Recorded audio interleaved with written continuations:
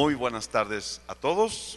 Muchas gracias al pastor Jorge Rico por esta invitación para compartir un poco de la palabra del Señor con todos ustedes.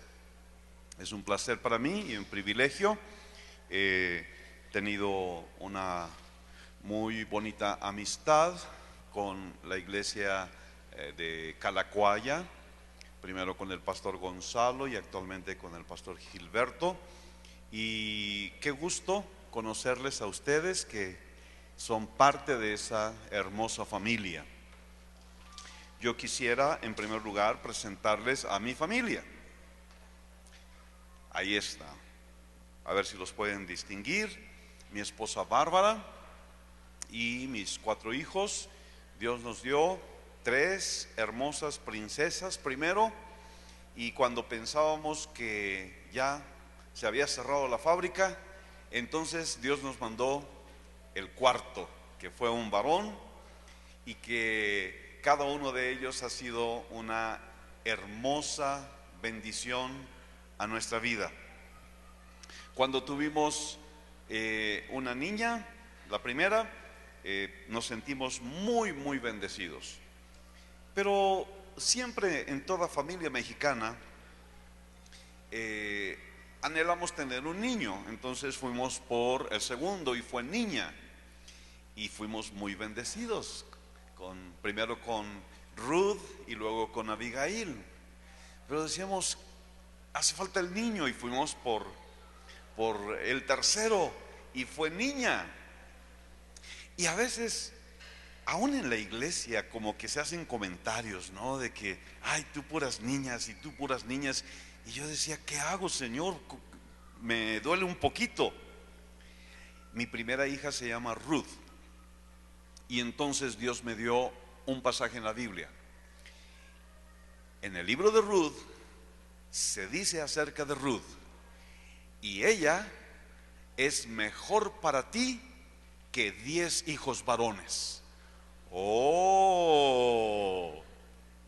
vean lo que Dios me dio: una hija mejor que 10 varones. Así que con eso ya le callé la boca a todos los que decían cosas de que yo pura niña.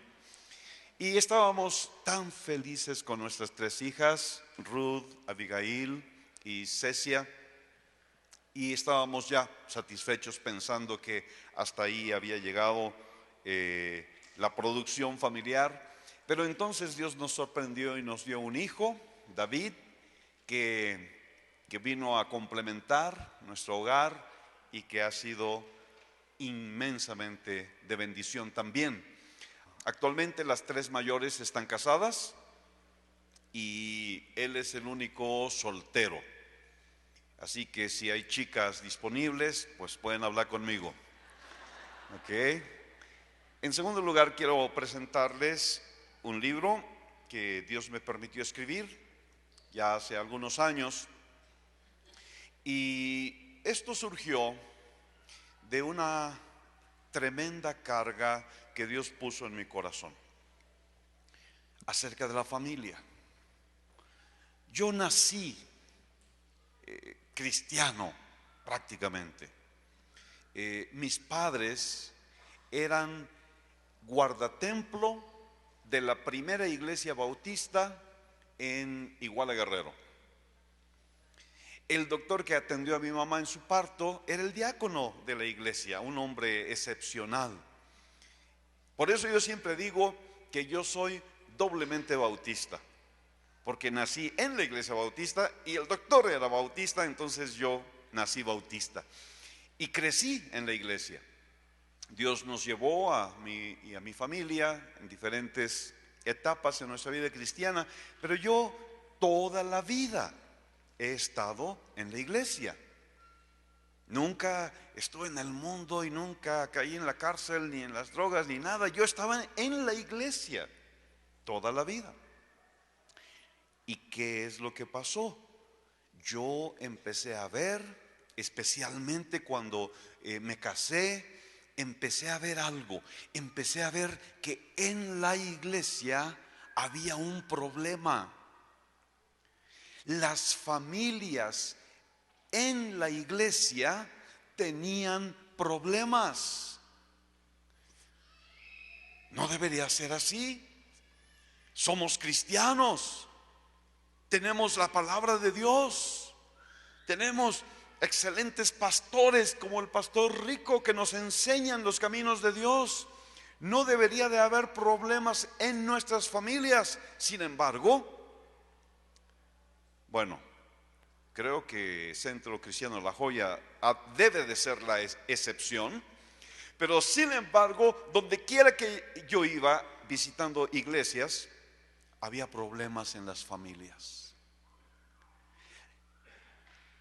Tristemente, el hecho de estar en la iglesia por años, de criar a nuestros hijos en la iglesia, no es garantía de que nuestra familia va a crecer sana y va a tener buenos principios aplicados y va a ser una familia victoriosa en Cristo.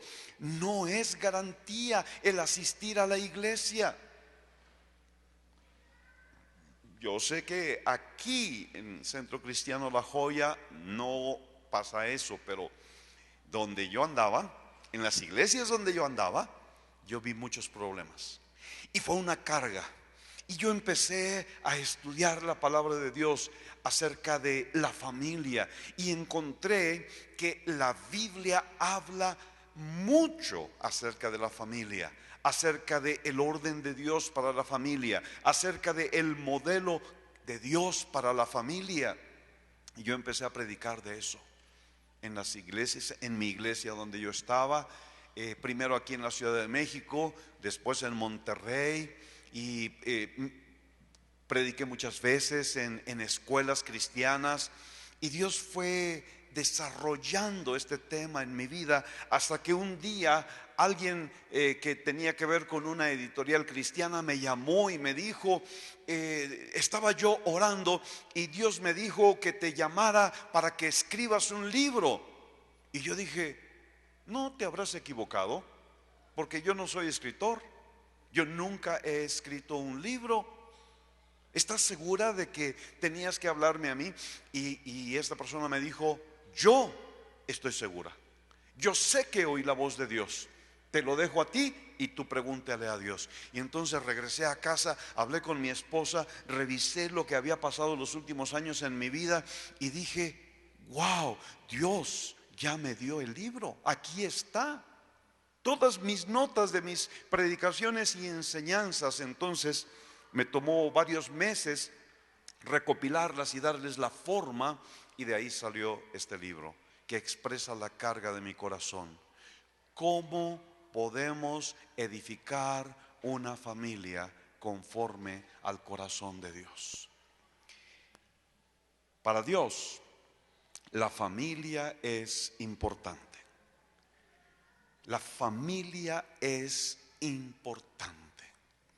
Cuando Dios llamó a Abraham, lo llamó para que él fuera bendición para todas las familias de la tierra.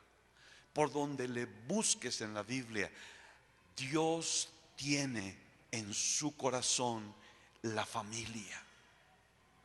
La familia es importante. No nos damos cuenta a veces. Saben, vivimos así como que nos dejamos llevar por la vida, las actividades, el trabajo, el tráfico, los estudios, las tareas, y ahí vamos, y los años se van y se van y se van, y a veces perdemos de vista la importancia de la familia. Les he puesto la imagen de dos hombres allí. James Dobson, el padre de otro James Dobson, que es un autor muy conocido. El padre, él era un predicador. Él viajaba constantemente y estaba ausente de la casa por semanas. Su hijo, James Dobson, también iba creciendo. Cuando llegó a la adolescencia, Ese niño travieso empezó a probar los límites. Normalmente pues nada más estaba la mamá, y empezó a retarla y a desobedecerla, y empezó a formarse allí una situación difícil de manejar para mamá. Llegó el punto en que mamá le llamó a papá y le dijo: ¿sabes qué? Si tú no estás en casa para ayudarme a criar a nuestro hijo, yo no sé qué va a pasar con nuestro hijo. Fue un llamado de urgencia, fue un llamado de atención tremendo. James Dobson tenía una agenda de predicación, de campañas evangelísticas llena por los siguientes 3 años. Su ministerio estaba floreciendo. Podría llegar a ser un tremendo evangelista. Cuando oyó el grito de angustia de su esposa, cuando su esposa le dijo: yo sola no puedo, él tomó una decisión. Canceló todos sus compromisos. 3 años de campañas cancelados. Se regresó a su casa, vendió la casa, se cambió a una ciudad más pequeña, tomó el pastorado de una pequeña iglesia, porque él dijo: yo necesito estar con mi hijo. Mi hijo me necesita en esta época de su vida especialmente. El hijo, James Dobson, él dice: yo no supe por qué nos cambiamos. No me lo dijeron, lo supe mucho tiempo después, pero qué agradecido estoy de que mi padre demostró que me amaba en esa manera, y que me amaba tanto que estuvo dispuesto a renunciar a su ministerio, a su carrera, a su éxito, a sus sueños, con tal de estar conmigo. ¿Por qué? Porque la familia es importante. Tus hijos son importantes. Tu matrimonio es importante. Y a veces es necesario que nosotros lleguemos al punto de decisión en nuestra vida, de renunciar a lo que sea, con tal de salvar nuestra familia, con tal de salvar nuestro hijo o nuestra hija. El otro personaje que les puse allí es el general Douglas MacArthur. Él dirigió a los ejércitos aliados durante la Segunda Guerra Mundial. Sus éxitos en el campo de batalla fueron legendarios. Lo hicieron uno de los hombres más admirados del mundo. Años después, un grupo en los Estados Unidos que se llamaba el Comité del Día Nacional del Padre lo eligió a él para darle un premio, un reconocimiento como un buen padre. Y este general, al recibir este reconocimiento por ser un buen padre, dijo: nada me ha conmovido más profundamente que este honor que me ha conferido el Comité del Día Nacional del Padre.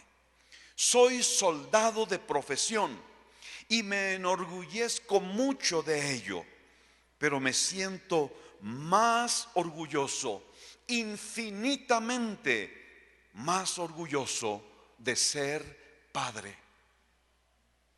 Un soldado destruye para construir. El padre construye, nunca destruye. El soldado, tiene el potencial de la muerte, pero el padre, representa la creación y la vida. Y aunque las hordas de la muerte son poderosas, los batallones de la vida son aún más poderosos. Dijo el general MacArthur: espero que mi hijo, cuando yo me haya ido, me recuerde no por la batalla, sino por mi actuación como padre en el hogar. Necesitamos entenderlo antes de que sea demasiado tarde, antes que nuestra hija fracase, antes que nuestro hijo esté derrotado por el enemigo. Necesitamos entender que más importante que los logros militares, que más importante que los logros económicos, que más importante que el prestigio profesional, incluso más importante que el éxito ministerial, la familia debe de ocupar el primer lugar en nuestro corazón, el primer lugar en nuestras prioridades. Sin embargo, lo que vemos actualmente son familias llenas de problemas por donde quiera. Y miren, mis hermanos, no les estoy hablando de familias allá afuera en el mundo. Los pobres que están allá afuera en el mundo están en el hoyo y no tienen esperanza.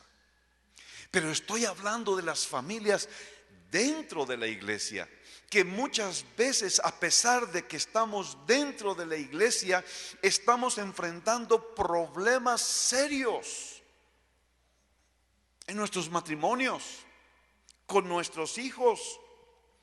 Por donde quiera, con tristeza, tenemos que ver padres que no tienen autoridad, hijos que no respetan a sus padres, madres que tienen que enfrentar la vida para sus hijos solas porque han sido abandonadas, familias en las que Dios no tiene lugar. Si acaso el domingo en la mañana vamos a la iglesia y el resto de la semana ni siquiera se menciona el nombre del Señor. Hoy la familia está bajo ataque. Ustedes lo saben porque ustedes lo ven en las noticias, en los medios. La familia hoy está bajo ataque. El propósito del enemigo es destruir la familia, y por eso ha creado todas esas ideas contrarias a la palabra de Dios, que tienen que ver con el matrimonio entre personas del mismo sexo. ¿Cuál es el plan del enemigo?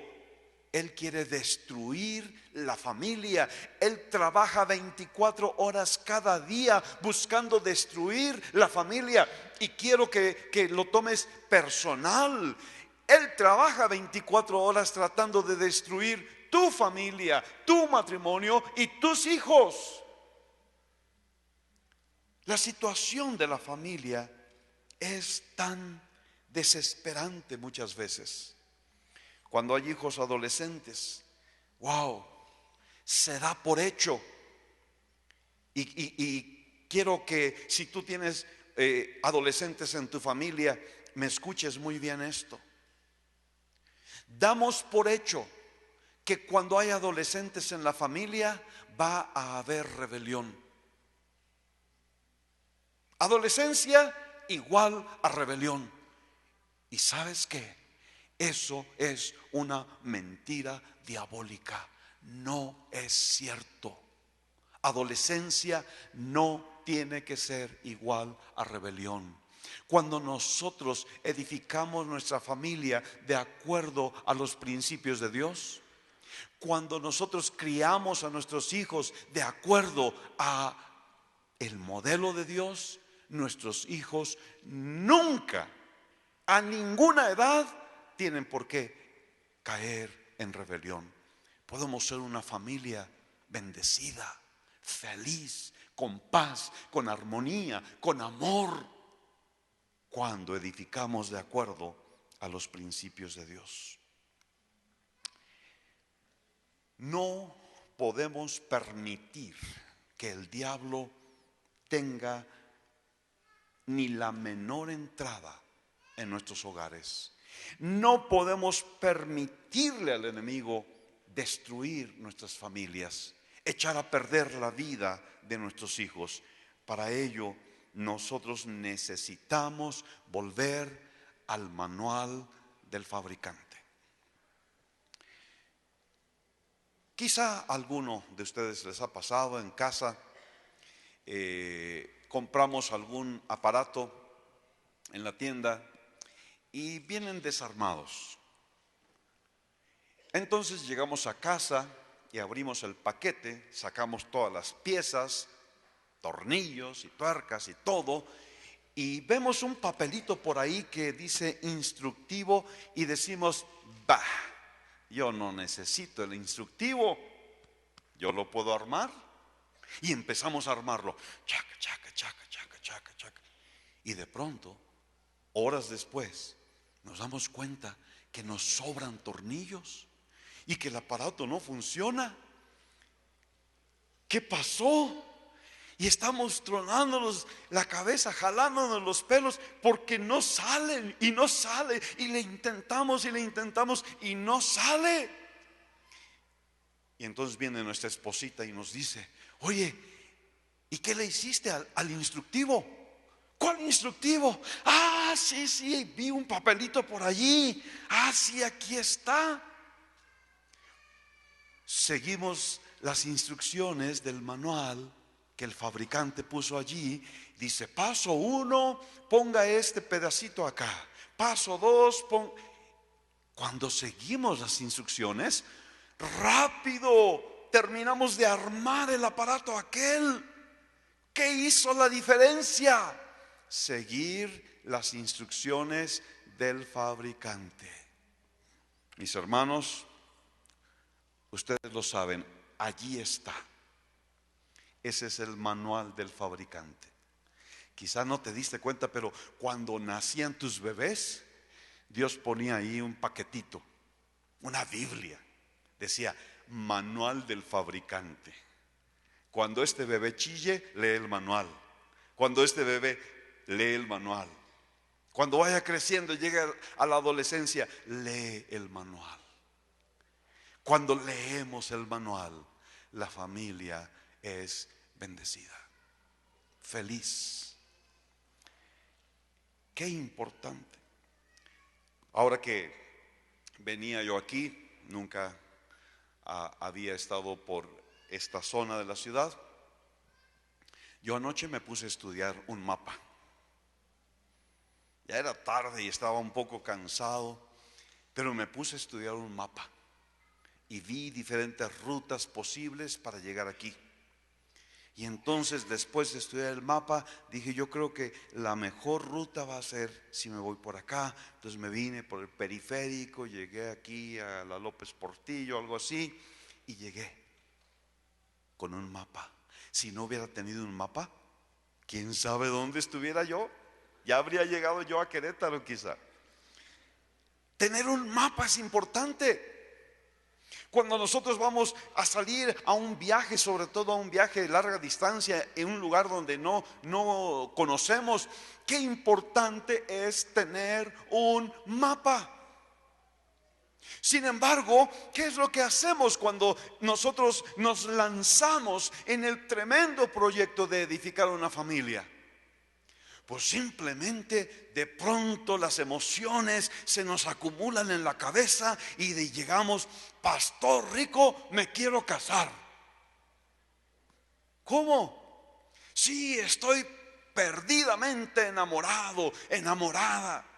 Y entonces queremos casarnos. Ah, pues está bien. Ya los casamos y entran al proyecto maravilloso, pero retador, de formar una familia sin mapa. Y se dice, no hay escuela para papás, no vamos a una escuela a estudiar cómo ser papá, cómo ser mamá, cómo ser esposo, cómo ser esposa. Muchas iglesias están ayudando en esto.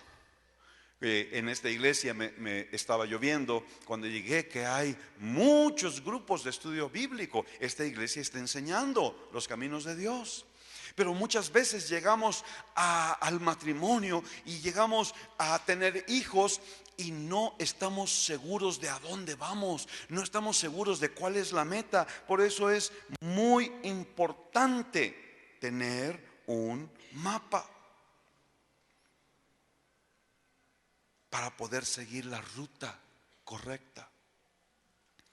Hay algo que le pasó al pueblo de Israel, que es una historia dramática, triste, impactante. Un día, David, que ya estaba establecido en el trono, se dio cuenta de que el arca del pacto no estaba en Jerusalén. Y entonces él decidió una cosa muy buena: traer el arca del pacto a Jerusalén, que era la capital del reino. Entonces, lo que hizo, ustedes pueden leer la historia que se encuentra ya en primero libro de Crónicas, capítulo 13. Lo que hizo fue convocar a una junta, a una asamblea, y les dijo: oigan, yo creo que será bueno traer el arca del pacto a Jerusalén. ¿Qué opinan ustedes? Consultó con los capitanes, consultó con los líderes, consultó con el pueblo en general. Todos votaron, levantaron la mano, dijeron: sí, estamos de acuerdo, muy bien. ¿Cómo la vamos a traer? Alguien tuvo una idea brillante. Dijo: hagamos un carro nuevo y traigamos el arca en ese carro nuevo. Los demás que oyeron esa idea dijeron: wow, qué inteligente es ese muchacho, muy buena idea, yo secundo, yo apoyo. Y se pusieron a fabricar un carro nuevo.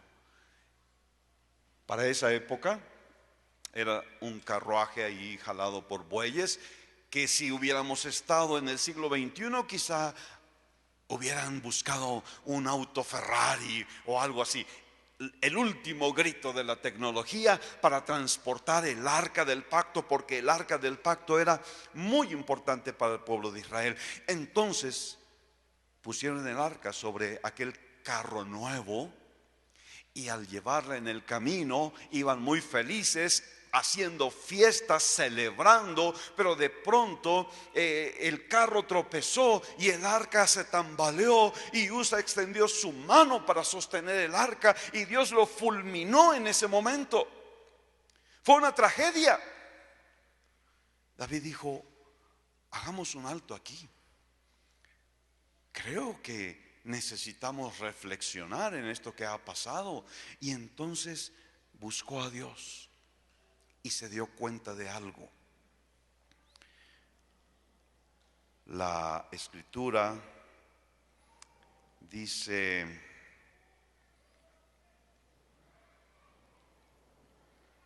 que David se dio cuenta de que por no haber hecho las cosas de acuerdo a la ordenanza divina, por eso Dios había traído ese desenlace trágico. Por no haber hecho las cosas de acuerdo a la ordenanza, de acuerdo al orden que había establecido Dios. ¿Cuál era ese orden? Se pusieron a buscar en la escritura y encontraron que el arca del pacto no debería ser transportada en un carro. Tenía que ser transportada con unas varas colocadas en el hombro de los sacerdotes levitas. Y cuando ellos lo hicieron de esa manera, entonces encontraron bendición y gozo sin igual. Ahora, ¿dónde empezó el problema? Lo vamos a ver. En 1 Samuel capítulo 2 versículo 3, décadas antes de ese acontecimiento, ocurrió algo. La historia de este fracaso comenzó cuando los israelitas estaban peleando contra los filisteos en un lugar que se llama Ebenezer. La historia está en 1 Samuel. Enfrentaron a los filisteos y fueron derrotados. Murieron miles de israelitas en esa batalla. Todos desanimados se regresaron a su campamento y dijeron: ¿y ahora qué vamos a hacer? Y alguien dijo: traigamos el arca del pacto. Wow, por supuesto, el arca del pacto era la presencia de Dios en medio de su pueblo. Entonces trajeron el arca del pacto, los sacerdotes vinieron con el arca. Cuando el arca llegó al campamento, todos los soldados israelitas gritaron de gozo, de júbilo, porque ahora Dios estaba con ellos y Dios los iba a ayudar. La Biblia dice que gritaron tan fuerte que la tierra temblaba. Y allá los filisteos, oyendo eso, se encogían de temor, porque los filisteos mismos decían: ay, ay, ay, Dios llegó al campamento, ¿qué será de nosotros ahora? Los filisteos sabían que cuando la presencia de Dios estaba en medio del ejército de Israel, no tenían esperanza.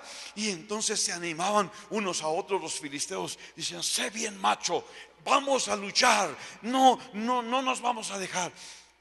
¿Y cuál fue el resultado de la segunda batalla? Israel fue derrotado una vez más. Miles y miles de israelitas fueron muertos en aquella batalla. Y el arca del pacto fue capturada por los filisteos.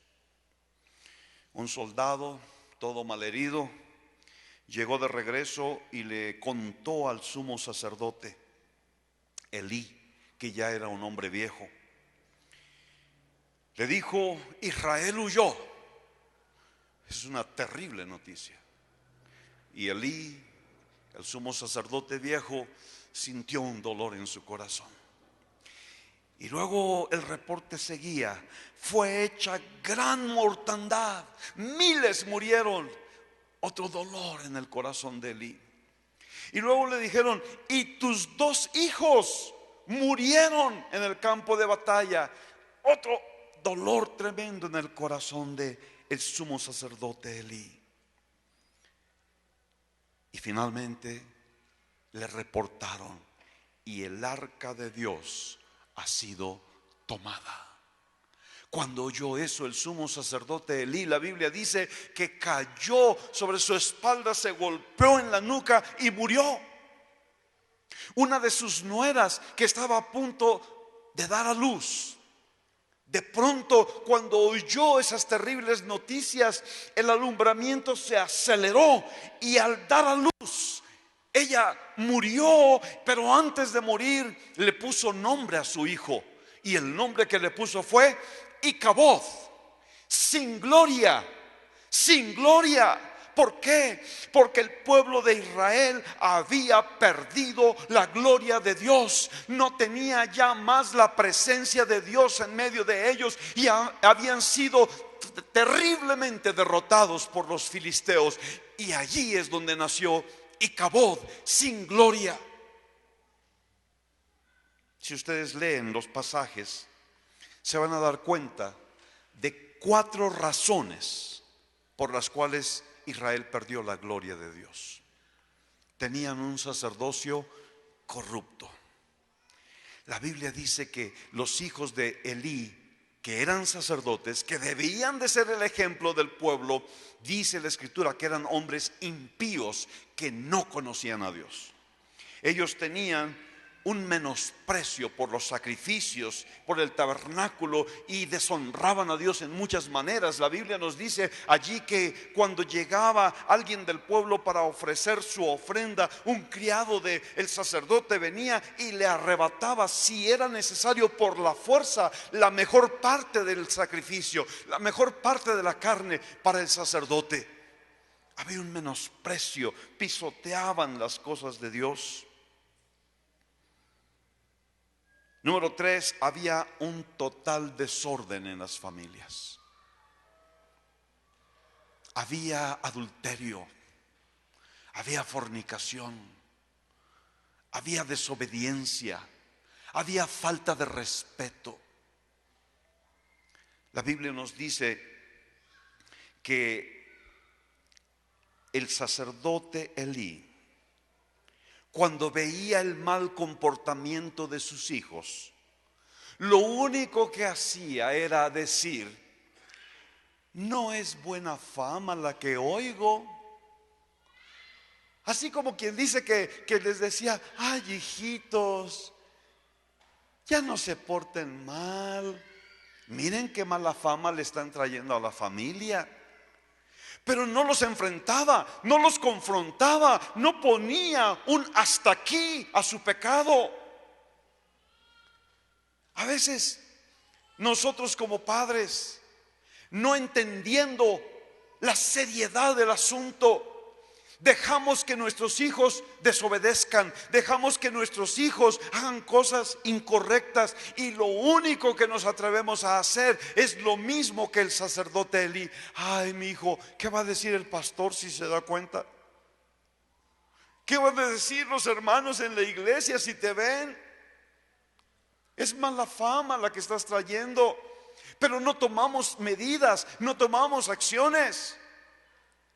La Biblia dice que Dios le reclamó a Elí. ¿Por qué? Has honrado más a tus hijos que a mí. Y le dijo Dios a Elí que habían blasfemado a Dios y que él no los había estorbado. Elí no había estorbado a sus hijos. Te voy a dar una grande revelación en esta reunión. Esta es la revelación. Este es el ministerio al que Dios te ha llamado. ¿Tienes hijos? Déjame ver tu mano si tienes hijos. ¿Cuántos aquí tienen hijos? Muy bien, les voy a dar esta gran revelación que nunca jamás deben de olvidar. ¿Cuál es el ministerio que Dios los ha llamado? Y alguien dice, no, a mí me llamó para ser profeta. No, ese no es el ministerio del que yo te voy a hablar. Dios te ha llamado para darte el ministerio de estorbo. ¿Pueden decir esa palabra? Estorbo. Tu ministerio es estorbar a tus hijos cuando ellos quieren ir por el camino equivocado.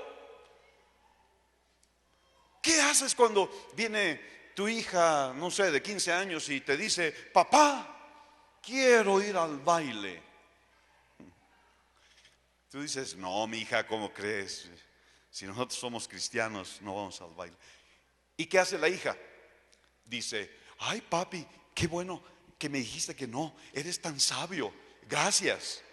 ¿Hace eso la hija? No. Lo que la hija hace es, ahora va con la mamá, mamá, quiero ir al baile. Y mamá le dice, no hija, no está bien que vayas al baile. Y la hija entonces va con el papá y luego con la mamá, y quiero ir al baile, y quiero ir al baile, y todos mis amigos van al baile, y qué van a decir en la escuela de mí que si no voy al baile, quiero ir al baile, y quiero ir al baile. Y le decimos no, y la tercera vez decimos no, y la cuarta vez, pero no, y la novena vez, la 10ª vez que nuestra hija viene y nos dice quiero ir al baile, ya nos tiene hasta la coronilla, y le decimos, mira, haz lo que quieras, al fin que siempre has hecho lo que has querido. y se va al baile. Pero ¿cuál es nuestro ministerio? ¿Cuál es? Estorbar. Tu ministerio es que te le vas a plantar a tu hija y le vas a decir no una vez, no 2 veces, no 3, 4, 5, 6, 7, 8, 9, 10 veces y las veces que sean necesarias. No, hija, te voy a estorbar. Ese es mi ministerio que Dios me dio. Hoy, ¿qué es? 15, 16. Ese es el ministerio que Dios me dio el 16 de octubre de 2016. Mire, 16, no se les va a olvidar. Ser un estorbo. Dios le reclamó a Elí porque no estorbó a sus hijos. La cuarta cosa era de que era un pueblo sin palabra de Dios. Se habían olvidado de la palabra de Dios y por eso perdieron la gloria de Dios. Yo quiero decirte, si tú quieres tener la gloria de Dios en tu vida, en tu hogar, en tu familia, si tú quieres que tus hijos sean hombres y mujeres de Dios, necesitas regresar a los principios fundamentales de la palabra de Dios, necesitas volver al manual del fabricante. Necesitas entender cuál es el corazón de Dios. Lo que Dios hizo enseguida fue que, lo puedes leer allí en 1 Samuel 2:35. Él dijo: yo me suscitaré un sacerdote fiel que haga conforme a mi corazón y a mi alma, y yo le edificaré casa firme. ¿Cuál es el corazón de Dios? ¿Qué hay en el corazón de Dios respecto de tu familia? ¿Cómo quiere Dios que sea tu matrimonio? ¿Cómo quiere Dios que sean tus hijos? Veo que por aquí viene el Freedom Fest, 22 de octubre. Todos los jóvenes están invitados, ¿de acuerdo? Y estoy seguro que en Freedom Fest van a tener una experiencia con Dios. Y muchos jóvenes van a ser tocados. Lo hemos visto, hemos hecho campamentos para jóvenes. Hermanos, cuando estamos en el campamento es como si estuviéramos en la cima de la montaña, en la presencia de Dios. Los muchachos llorando, los muchachos conmovidos en la presencia de Dios. Pero ¿sabes qué pasa después del campamento? Estaban acá y empiezan a enfriarse, y enfriarse, y enfriarse, y enfriarse. Y luego el próximo campamento, el antitestimonio que da alguno de los muchachos es: pues el campamento pasado Dios me tocó, pero después durante el año el diablo me dio una zancadilla y me caí, pero aquí estoy otra vez para buscar la presencia. No, no se trata de una experiencia sublime una vez al año, se trata de una vida diaria, de un compromiso diario en el seno de nuestro hogar para buscar que sean plantados los principios de Dios en el corazón de cada uno de los miembros de nuestra familia. Quiero decirles que hay esperanza. Hay esperanza para la familia de hoy. ¿Por qué? Porque tenemos a Cristo. Tenemos la palabra de Dios. Tenemos una iglesia hermosa. Tenemos maestros que nos enseñan los caminos de Dios. Tenemos el Espíritu Santo que nos fortalece. Solamente hace falta que nosotros hagamos un compromiso con Dios y que nosotros digamos: sí, Señor, yo quiero edificar una familia conforme al corazón de Dios. Sí se puede. Sí se puede. Les voy a platicar de dos casos. Ya les había hablado de James Dobson, el padre. Cuando él murió, este es el hijo. Este es James Dobson, el hijo. Él tiene muchos libros muy buenos para la familia. Si tienen hijos pequeños, por ejemplo, les recomiendo de todo corazón que lean un libro que se llama Atrévete a disciplinar.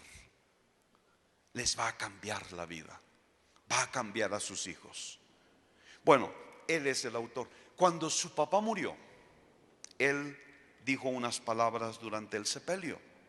Él dijo: el hombre que está aquí en ese ataúd no era solamente mi padre, era mi amigo, era mi fuente de inspiración. Dijo él: pocos se dan cuenta de que lo que yo escribo y lo que yo enseño, todo lo recibí de él. Él era un hombre de muchos amores. Su primer amor era el Señor Jesucristo. Cada uno de sus pensamientos y acciones estaba motivado o influido por su deseo de servir y de amar al Señor. Mi padre era un hombre de muchos amores. Su primer amor era el Señor Jesucristo. Su segundo amor, él dijo: mi padre también amaba intensamente a mi madre. ¿Cuánto necesita nuestra sociedad esposos y padres comprometidos con sus familias? Hombres que estén dispuestos a amar a su esposa, a amar a sus hijos. Él era un hombre que amaba a su esposa. En tercer lugar, era un hombre que amaba aprender. Constantemente estaba estudiando, constantemente estaba leyendo libros, constantemente él tenía interés en la astronomía y en la historia y en la geografía. Siempre estaba tratando de aprender algo nuevo cada día. Y entonces finalmente dice: él me amaba a mí. Lo he sabido todo el tiempo. Siempre que yo lo necesitaba, cuando yo extendía mi mano, aún siendo pequeño, quizá en la noche oscura, en la tormenta, y me daba miedo, corría a la recámara de mis padres, y su mano siempre estaba lista para abrazar la mía, infundirme confianza y paz, y yo me quedaba dormido, tomado de su mano, y ha sido así durante toda mi vida.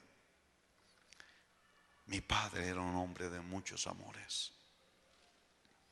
Esta es la clase de hombres que Cristo está levantando hoy y que Cristo está levantando en esta iglesia. Hombres que amen a Dios, hombres que amen a su esposa y a sus hijos, hombres que amen aprender, hombres que amen a su hijo. El papá de James Dobson nunca fue famoso. Nunca tuvo un ministerio internacional. Nunca salió su nombre en los periódicos. Pero él hizo un sacrificio. Y él amó de tal manera que su hijo ha llegado a ser bendición para millones de familias en todo el mundo. Necesitamos hombres que sepan invertir su corazón, que sepan que la familia es lo importante. Ahora, les quiero mostrar otro ejemplo. Ahora de una mujer. Se llamaba Susana Wesley. Ella, cuando era pequeñita, siendo la hija de un pastor, ella oraba: querido Dios, guíame, haz que mi vida sea de valor e importancia. Era una niña solamente, pero esa era su oración. Luego ella creció y cuando era jovencita, su oración decía: espero que el fuego que yo encienda haga arder no solo a Londres, sino toda la nación y todo el mundo. Esta era la oración de la jovencita Susana. Señor, úsame para encender un fuego que haga arder mi ciudad, un fuego que haga arder mi país, un fuego que haga arder el mundo. ¿Contestó Dios su oración? Fue mamá de 20 hijos, 20. La mitad murieron siendo pequeños. Ella los educó en su casa. Ella les enseñaba todas las materias en su casa. Les enseñaba la palabra de Dios principalmente. Les enseñaba a obedecer. Les enseñaba a aprender de memoria pasajes de la palabra. Les enseñaba a orar. Cada semana ella pasaba sin que se perdiera una sola semana, pasaba 1 hora dedicada exclusivamente a uno de sus hijos. Cada uno de sus hijos tenía una entrevista personal y separados, 1 hora con su mamá. Todos sus hijos. Dios le mostró de alguna manera que la respuesta a su oración vendría cuando ella estuviera comprometida a criar hijos conforme al corazón de Dios. Ella no iba a ser una predicadora famosa, ella no iba a ser una mujer ejecutiva, ella iba a ser una madre dedicada a sus hijos, y lo fue. Y entonces, ¿qué pasó? Dos de sus hijos, Juan Wesley y Carlos Wesley, iniciaron un movimiento en la Universidad de Oxford, que posteriormente se conoció como el metodismo, y que creció y que hizo temblar Londres, y que hizo temblar con un avivamiento poderoso a toda la nación de Inglaterra, y que las llamas de ese fuego bendito se esparcieron por todo el mundo. Y hoy, todavía hoy, siglos después, podemos encontrar llamaradas de ese fuego sembradas en todas las naciones del mundo. No, Susana Wesley no fue una mujer famosa, no fue una mujer rica, no fue una mujer poderosa, pero Dios la usó para encender un fuego de avivamiento que perdura hasta el día de hoy. Yo creo que en este grupo hay hombres y hay mujeres con esa clase de sueños. Hombres y mujeres que están dispuestos a pagar el precio que sea necesario para invertirlo en su hogar, para invertirlo en sus hijos y para formar hijos e hijas que Dios pueda usar para causar una revolución. No solamente aquí en Tultitlán, se llama así aquí, no solamente en Tultitlán, sino en todo el estado de México y en toda la nación. Que surjan de aquí hijos e hijas que enciendan un fuego poderoso para Dios, que transforme esta nación. ¿Quieres ponerte de pie, por favor? Vamos a terminar con una oración. Si Dios ha hablado a tu corazón, si Dios te ha llamado la atención a algún área de la vida de tu hogar, de tu matrimonio, de tus hijos, y el Espíritu Santo ha movido algo dentro de ti y ha dicho: hay que renunciar a esto o aquello, hay que comprometerse con la familia, hay que pagar un precio para criar hijos conforme al corazón de Dios. Si esto es algo que Dios ha puesto en tu corazón, permíteme orar por ti. Y tú testifícalo levantando tu mano allí en donde tú estás. Padre, anhelamos familias victoriosas. Anhelamos familias conforme al corazón de Dios. Creemos, Padre Celestial, que tú las estás levantando ya, ahora mismo, en esta iglesia, en este lugar. Hombres y mujeres, padres y madres comprometidos con los principios de Dios, con el orden de Dios. Hombres y mujeres comprometidos con su familia. Hombres que amen a Dios, hombres que amen a su esposa, hombres que amen a sus hijos, hombres que tengan una visión del fuego poderoso que Dios podrá levantar a través de esos hijos y a través de esas hijas. En el nombre de Jesús, hablo palabras de bendición para cada familia, para cada hogar. Y estoy creyendo, Padre Celestial, que tú impartes en esta misma hora una provisión de gracia y una provisión de sabiduría a estos padres y a estas madres, y que tú les permites que sus ojos puedan ver hijos victoriosos, siervos y siervas de Dios, hombres de Dios, mujeres de Dios, que tú puedes usar para traer un avivamiento a esta nación. En el nombre de Cristo Jesús. Gracias por hacerlo, Señor. Amén. Dios les bendiga.